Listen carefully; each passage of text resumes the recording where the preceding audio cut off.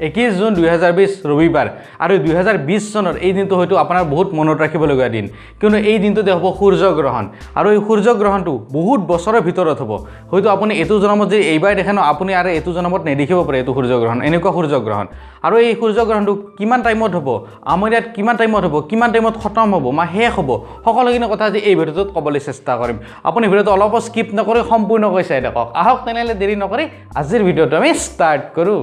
আপুনি কালি যেটো সূৰ্যগ্ৰহণ দেখাব এনেকুৱা সূৰ্যগ্ৰহণ বহুত বছৰৰ ভিতৰত হয় এনেকুৱা সূৰ্যগ্ৰহণ সদায় হৈ নাথাকে বহুত বছৰ যোৱাৰ পিছত এনেকুৱা সূৰ্যগ্ৰহণ হয় আপুনি যেনে সৌৰজগতত সকলোবিলাক গ্ৰহ ঘূৰি থাকে আৰু গ্ৰহ ঘূৰাতে এদিন সমান লেভেলত আহি যায় আৰু কাইলৈ কি হ'ব চন্দ্ৰ আৰু সূৰ্য এটা লেভেলত আহি যাব মানে সমান্তৰাল লেভেলত আহি যাব আৰু কালি আমাৰ সূৰ্যটোক চন্দ্ৰই ঢাকি ধৰিব আৰু চন্দ্ৰটো সৰু হোৱাৰ কাৰণে মানে সূৰ্যটো গোটেই থাকিব নোৱাৰিব ঢকাৰ ফলত কি হ'ব মানে সূৰ্যটো অলপ ৰিঙৰ দৰে দেখা হ'ব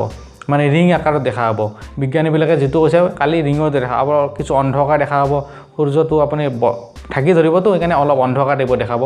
আৰু সেইটো টাইমত আপুনি সূৰ্যটো যদি চাই ৰিঙৰ দৰে দেখাব আপুনি কিন্তু এইটো খালী চকুৰে নাচাব যদি টেলিস্কোপৰ দ্বাৰা যদি চাব পাৰে এইটো চশমা আছে চলাৰ ফিল্টাৰ বুলি আপুনি সেই চশমাৰ জৰিয়তে চাব পাৰে আপুনি যদি খালী চকুৰে এই সূৰ্যগ্ৰহণটো চাই হয়তো আপোনাৰ চকুৰ যিটো ৰশ্মি আছে বা আপুনি চকু দেখা পোৱা যিটো শক্তি আছে সেইটো হয়তো কমি যাব পাৰে আপুনি সূৰ্যগ্ৰহণটো ৰাতিপুৱা 10 বজাৰ পৰা আবেলি 3 বজালৈকে চলি থাকিব মানে বেলেগ জায়গাত বেলেগ টাইমত হ'ব আমাৰ ইয়াত যেটো টাইমত হ'ব হয়তো বেলেগ জায়গাত বা কলকাতা বা আমেৰিকাত বেলেগ টাইমত হ'ব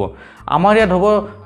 10:57 আৰু যেটো সম্পূৰ্ণ সূৰ্যগ্ৰহণ বুলি কয় সেইটো 12:45 মানে পুৰা সূৰ্যটো আপুনি এটা ৰিঙৰ দৰে দেখা হ'ব মানে এটা ৰিং যেনেকুৱা অন্ধকাৰ টাইপৰ অলপ হ'ব আৰু ৰিঙৰ দৰে দেখা হ'ব আৰু এইটো চলি থাকিব 2:24 লৈকে আৰু এই সূৰ্যগ্ৰহণটো আপোনাৰ এৰিয়াত 3 ঘণ্টা 27 মিনিট থাকিব বুজি পালে সূৰ্যগ্ৰহণ কেতিয়া হ'ব কিমান টাইমত হ'ব কোন দিনা হ'ব সকলোখিনি কথা বুজি পালে যদি আপোনালোকৰ ভিডিঅ'টো চাই ভাল লাগিছে তেতিয়াহ'লে লাইক বাটনত এটা লাইক কৰি দিব আৰু যদি আগলৈ এনেকুৱা ধৰণৰ ভিডিঅ' চাব বিচাৰে তেনেহ'লে মোৰ চেনেলটো ছাবস্ক্ৰাইব কৰিবলৈ একেবাৰে নাপাহৰিব আজিলৈ এইখিনি আকৌ এটা নতুন ভিডিঅ'ত আপোনাক লগ পাম বুলি আশা থাকিল ধন্যবাদ